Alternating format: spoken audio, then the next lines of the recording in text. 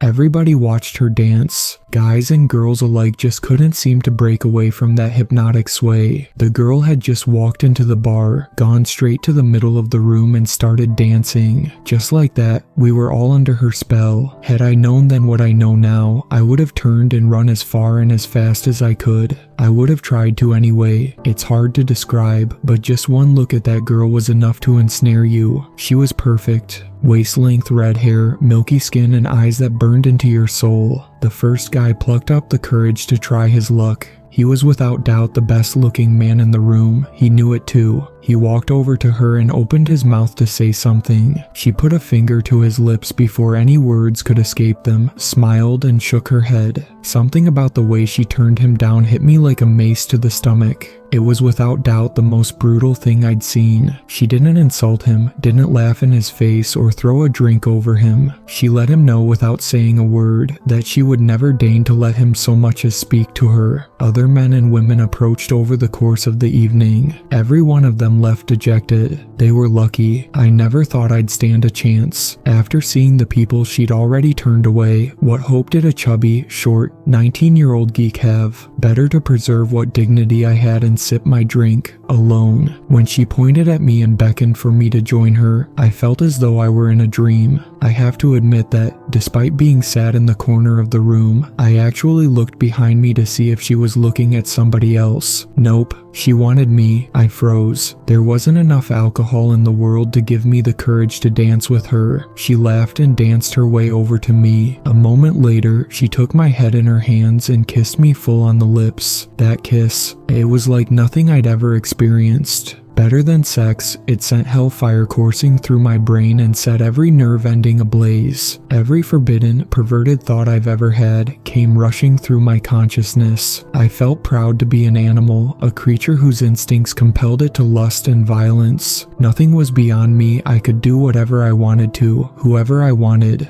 Then it was over. Humanity came flooding back. The reality of social norms, ethics, and morality reasserted themselves, and I remembered who I was. I was a chubby, short, 19-year-old geek who had no business thinking and feeling the way I had. That wasn't who I was. You bet it was who I wanted to be though. Deep down, in that place where sense gives way to desire, that was what I wanted. I think she could sense that. I think that's why she picked me. It's a rush, isn't it? She said. Getting a taste of the beast within is always a rush. I stammered something incomprehensible. My head was still reeling from the kiss. She smiled and I, like a rat, staring into the eyes of a viper. Give me your number. Sure, I managed. Do you want me to text it to you? Do you have your phone with you? I could write it down if you prefer. Do you have a pen? She held up a hand before I could continue rambling. Just tell me your phone number. I have an excellent memory. I did as I was told. I'll see you again soon. With that, she left. I spent the next 3 days in agony. I couldn't get that kiss out of my mind. The way I'd felt left me ashamed and aroused in equal measure. I spent every waking moment replaying the scenario in my head, trying to get another taste of how it had awakened some primal creature within me. Every night I dreamt of that girl. She had my number but hadn't given me hers. Looking back on it, it's amazing just how much power that gives you over a person. Would she call back? Would I ever see her again? Was it all just a cruel prank? When she finally did call, my phone didn't display her number. I recognized her voice instantly though. Her words were like poison dripping into honey. Meet me at the bank in an hour. Click. I didn't even have time to ask which bank she meant. The powerlessness of my situation began to dawn on me. I couldn't just refuse to go. I might never have the chance for another kiss. She had me well and truly dangling on her hook. In the end, I set off for the closest bank to my house. Sure enough, she appeared exactly 1 hour after she'd hung up the phone. I realize how this sounds now that I'm writing it down. I'm sure some of you are thinking, fuck that, I'd run. That's exactly what I should have done. I couldn't do it though. All it took was one kiss to make me an addict. Hi, I said as she approached. I've been thinking about you a lot. I wondered if maybe you want to get a coffee or something. I don't drink coffee. Oh, okay, maybe a bite to eat. No thanks. How much do you have in savings? I blinked. Not much, a couple of £100. Perfect. You can make an ATM withdrawal. Not as many questions that way. You want my savings? I said it half as a question, half as a statement. I couldn't quite believe what I was hearing. That depends. Do you want another kiss? I shook my head. Enough was enough. This was some kind of scam and I wasn't going to be a victim anymore. All I had to do was turn around and walk away. I didn't need another kiss. As soon as the thought entered my head, my body rebelled. My skin itched and my palms started to sweat. I gritted my teeth against a sudden rush of pain in my stomach. Money wasn't everything. Another kiss was worth it. I withdrew the cash. Good dog, she said. She leaned in and kissed me. It wasn't as good as the first time. The first time I'd never experienced anything so intensely pleasurable. Even so, the feeling of power and virility I'd been trying in vain to remember flooded me once more. All those dark little thoughts and urges resurfaced, and I knew there was nothing bad or wrong about them. Humans are animals. Animals fight and fuck. Animals rape and kill. The sensation receded, leaving me feeling confused, guilty, and turned on. I opened my eyes. She was gone. You know you can tell me anything, don't you? My mom said. Since Dad passed away, Mom had been trying to be extra motherly to me and my sister. Full-cooked breakfasts, family board game nights, the works. She looked at me with deep and genuine concern. I'm fine, I lied. Just a flu or something. It had been 3 weeks since my last kiss. Nothing else mattered. Not food, not sleep, not even family. My whole body ached with the need for another kiss. My skin crawled as though insects were burrowing beneath it. Every time I drifted into unconsciousness, my dreams were full of monsters and suffering. I rolled over in bed. I didn't want to look at my mom. I couldn't face her. I love you, Jason. I didn't reply. My bedroom door shut, and my mom's footsteps faded away. I heard a faint sob. I screwed my eyes shut and tried not to think about my last kiss. It was impossible. I may as well have tried not to breathe. It's drugs, isn't it? My sister said. I hadn't heard her come in. No, Alex, it's not drugs. Bullshit. I sighed, rolled over and looked her straight in the eye. It's not drugs. Right, okay then, let's pretend I believe you. If it's not drugs, what is it? It sure as hell isn't flu. A girl, I sighed. A girl? Jason, you're a mess. You don't eat, you don't talk, you just stay in your room and lie on your bed. I get that love can be rough, but come on. I don't love her. What? I said, I don't love her. I fucking hate the bitch, okay? Alex took a step back. I hadn't realized I'd been shouting. I sighed. It felt good to tell the truth, even if it was only a partial truth. I did hate the girl who kissed me. I hated her for what she'd done to me. I hated her for not calling me for 3 torturous weeks. I hated her because I so badly wanted another kiss. What's her name? Whatever she did to you, I'll knock her out for it. I don't know her name. My phone buzzed. I answered straight away. Meet me at my house. I'll text you the address. Click. That was her, wasn't it? Alex said. No, don't lie to me. Where are you going? Out. I pushed my way past her. She grabbed me by the shoulder. I span round, almost ready to hit her until I saw the dampness in her eyes. Please, don't go to her. I took her hand off my shoulder. I wanted to hug her, to apologize to her, but I was too ashamed. With my head down and tears running down my face, I left. The girl's house was on the outskirts of town, where the city started to give way to countryside. To call the building a house would be like calling the works of Salvador Dali doodles. The thing was a mansion, secured behind enormous walls, topped with viciously barbed iron railings. As soon as I approached, the gate opened for me, allowing me onto a driveway the size of a small street. As I walked towards the front door, I took a moment to look at the garden. I didn't recognize most of the flowers, but I knew foxgloves and nightshades when I saw them. Beautiful, deadly flowers. Here and there, the garden was studded with marble sculptures. Each one depicted a naked person in agony. There were men impaled on spikes or being set on by slavering wolves. Women wept as their bodies were engulfed in sculpted flame. She stepped out of the front door, her face split by a cruel sneer. I want you to give me a present, she said in a sing-song voice. Her hands were held behind her back. What do you want? I asked. I'd intended it to come out as a hiss. I wanted to show her I still had some power over myself. Instead, the words came as a whimper. Nails. Nails? I repeated. My thoughts turned to the marble sculptures and the tortures a little bit of sharp metal could inflict. What do you want nails for? I want your nails. Oh, okay. I was suddenly relieved. Whatever. Do you have any scissors? She laughed and shook her head. From behind her back, she produced a pair of pliers. No, I whispered. Yes, not like that. Please, not like that. She pouted and held the pliers out to me. No nails, no kiss. I swallowed back a sob. I could already feel my heart beating out a manic drum roll. The thought of what I had to do knocked me sick. The thought of not getting another kiss was like having red-hot needles pushed into every pore. I took the pliers. For a long while, I stood there just looking at my hands. My consciousness seemed to be coming from somewhere else, as though I was watching my own body from another plane of existence. I closed the pliers on the nail of my left thumb and started pulling. The pain was unbearable. I watched through tear-blurred eyes as, millimeter by millimeter, a red line grew at the base of my nail. My fist clenched around the pliers and I pulled with all my strength, screaming with agony as I did. The nail moved less than a centimeter. I wasn't going to be able to pull it off in one go. That's it, she crooned. Just ease it out. Don't worry, it'll grow back.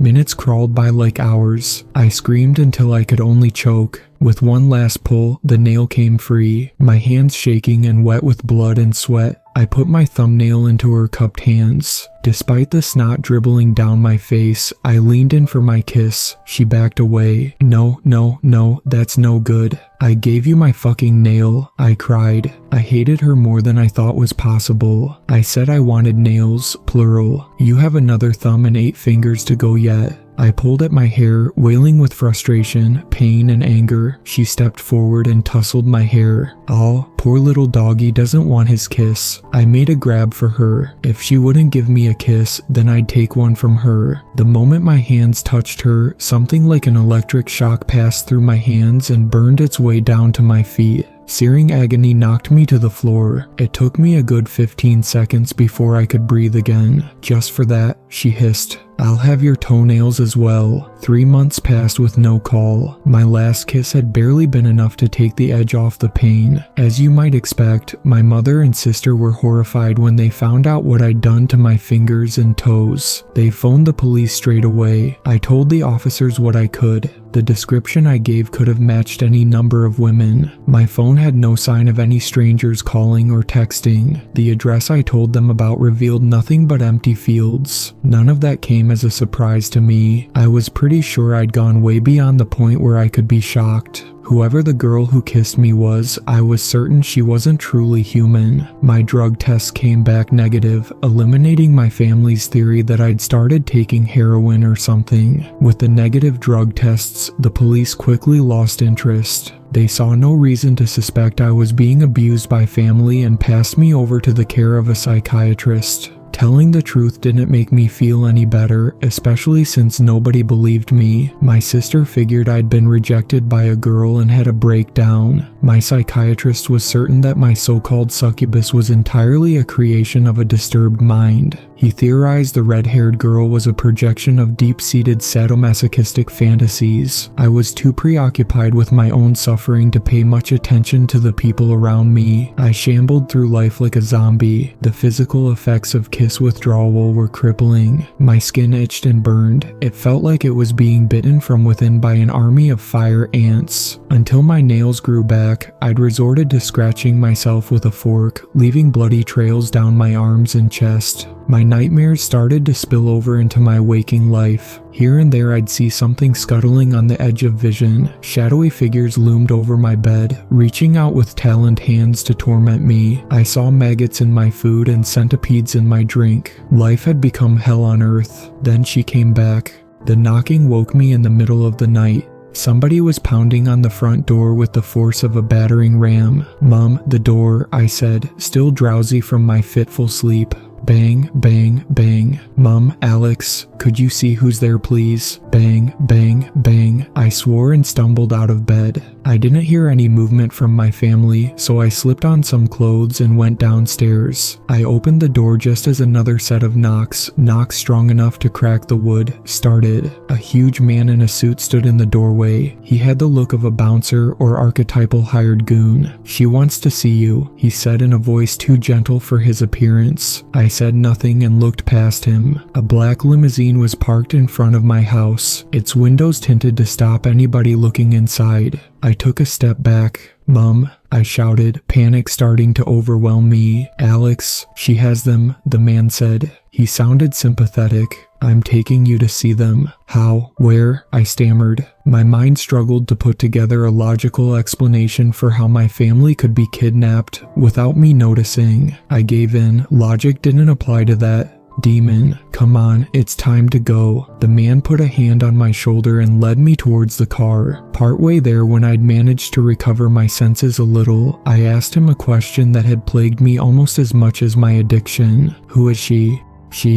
She's the worst thing that ever happened to me," the man said. He fought back a sob and squeezed my shoulder in an almost fatherly way. "Just don't make her angry. Whatever you do, don't make her angry." He opened the back door of the limousine and waited for me to get in before heading over to the driver's seat. She was inside, clad in fur and diamonds like some sort of celebrity. She smiled and pushed a glass of wine into my hand. I didn't drink it. "Let's talk business," she said as the limo started to move. "I don't want another kiss. I want my family." "Nobody wants another kiss. Not when they think it through rationally, at least." "No, this is about craving. You don't want a kiss, you crave it. Deep down, I think you'd do anything for another kiss." "Where's my family?" "They're safe. Not exactly comfortable, but they haven't come to any harm." I relaxed a little. Some instinct told me that whatever she was, she couldn't lie. More precisely, whatever she said just had to be. "You're a demon, aren't you? You're a succubus." She smirked. "Poor little doggy. I'm more than a demon. I'm the mother of demons, consort of the accuser, queen bitch. So,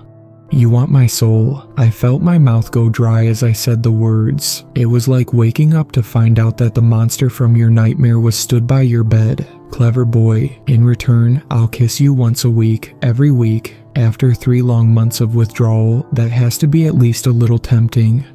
She was right about that. A kiss every week. I'd already been through hell. My soul couldn't be worth much. What was damnation compared with a kiss every week? "Alright, deal. Good dog," she purred. "So, what do I do? Shake hands? Sign my name in blood?" "No, that won't cut it," she said. There was a delight in her voice that made my blood run cold. "You can't just give away your soul. You have to do something to lose it." I felt the limousine slow to a stop. The big man stepped out and opened the door for us. She stepped out first and offered me her hand. I took it. We walked across soft, damp grass towards a structure resembling a concrete garden shed. My heart threatened to break through my ribs as we got closer. I knew my family was inside. I knew she wanted me to hurt them. She opened the door. My mother and sister were bound to metal chairs. They'd been gagged and tears streaked their faces. When they saw me, they tried to scream their pleas. My heart broke at the sight of them. Something cold and heavy was pressed into my hand.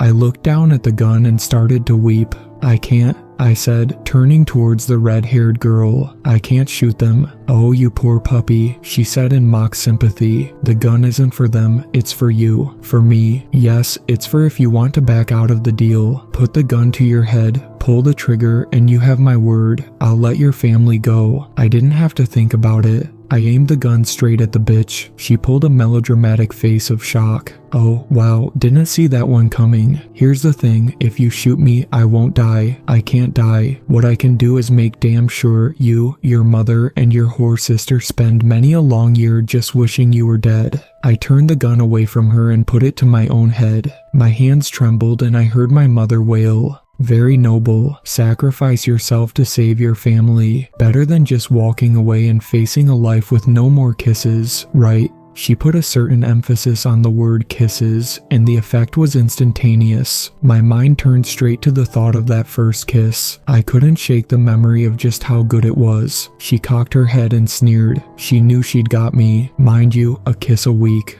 Now that could be heaven on earth. It'd be cruel of your family to stand in the way of your happiness, wouldn't it? I sobbed with frustration and shame as I turned the gun towards my mother. I couldn't look her in the eyes. I tried to ignore her muffled screams as I pulled the trigger. The shot echoed across the countryside. I'd missed. The red-haired girl held my wrist, pointing the gun a foot above my mother's head. I stared at her in confusion. "I told you the gun isn't for them," she hissed. She pried it out of my fingers and dropped it on the floor. I'm sorry to all of you." I turned around at the sound of the big man's voice. I looked down at what he was holding and my heart sank. My family screamed. "No," I whispered, "anything but that. If you want your kisses, this is how I want you to surrender your soul. Please, just let me use the gun." "No." I took a few trembling steps towards the big man, knowing that I stood on the precipice of damnation, knowing that if I did what she wanted me to do, I deserved to go to hell. A kiss every week.